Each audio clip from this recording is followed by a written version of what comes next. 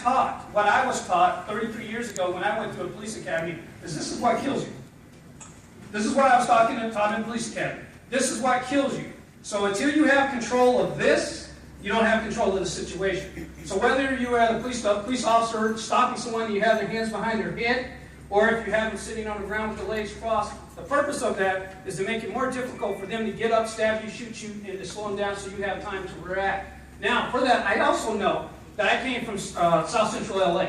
And I also know that I grew up in a very poor neighborhood. It's very important for me to tell people that and understand that I understand what it's like. I've been on the other side. I grew up in a tough neighborhood. The reality of that is that that's also seen as being humiliating, too, at the same time. If I'm a grown man and I'm coming somewhere and I'm in front of my son, I have to sit on the ground with my legs crossed, or on a hot hood with my legs spread, or with my hands behind my head. I understand that. What I have to do is find a balance between the two. I have to keep these officers safe by giving them the skills and tactics that keep them safe, but also I have to balance making sure that the community is not put in a position where they feel humiliated too at the same time. So that's part of bringing people in, and we're training on new tactics and new ways of doing things. Now that's not going to change overnight, because I have an entire police department to train to get there, but we're looking at new and better ways of doing that. We have other training that is called legitimacy training. And what that is having the organization understand what it's like to grow up in the communities of Baltimore. What we're trying to get across to them, because some of our officers don't come from the city of Baltimore. They didn't go to Merville. They didn't go to Dunbar. They didn't go to Poly. They didn't go, I'm going to stop it, I can't say a lot of them. Usually I have to apologize for that, because I always miss one somewhere. But the reality is that some may not have grown up in the neighborhoods that we're used to. Now, I can go to neighborhoods, and if you guys have heard me speak, I always talk about where I grew up, where you had plastic on the couch. Anybody have plastic on the couch? You know, and you can sit on that. You can sit on the furniture too. Anybody eat fried bologna sandwiches? Yeah. Anybody have that Black Panther velvet up on the wall? See, I can relate, because that's where I come from. You understand? We come from North Carolina, right? Miss White? So you can understand. But not all of my officers come from some of our communities. And so what we're trying to do is give them the tools, the skills, how to interact in our communities, and what the expectations are.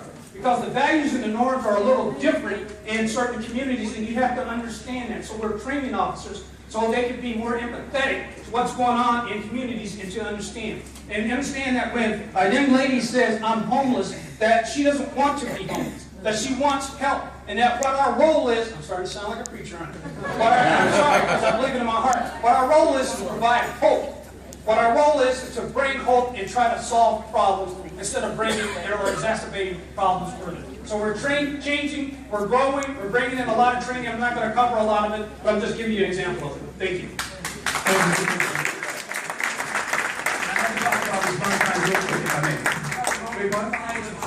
Which young man was that, Commissioner?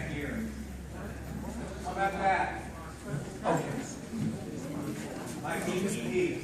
And by the way, yes, sir, we have. Yes, I'm Major Rich Worley. I want to talk about the response time. Basically, we've done several things that have increased our response time. It actually started in the Northeast. Colonel D'Souza started the telephone reporting unit.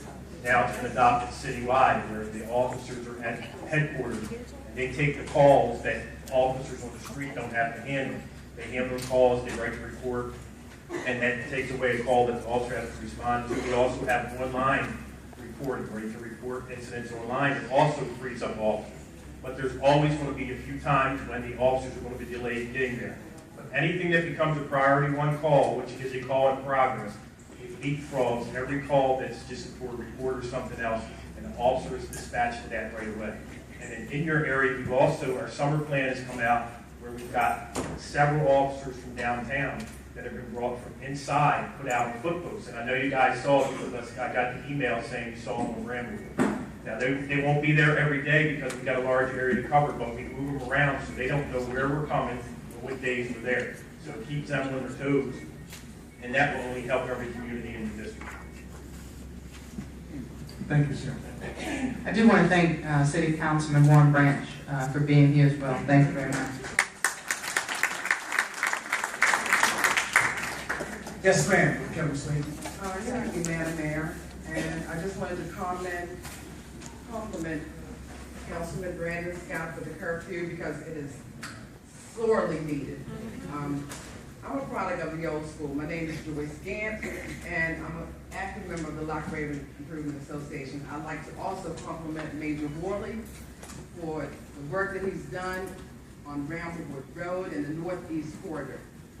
My question is, well, my comment is, I wonder how many people here grew up in the recreation centers, or you all remember the recreation centers? Yeah. So my question is, we have so many youth today who have nothing to do but play on the streets of Baltimore City. They're on Bramblewood Road, aren't they, Major Worley?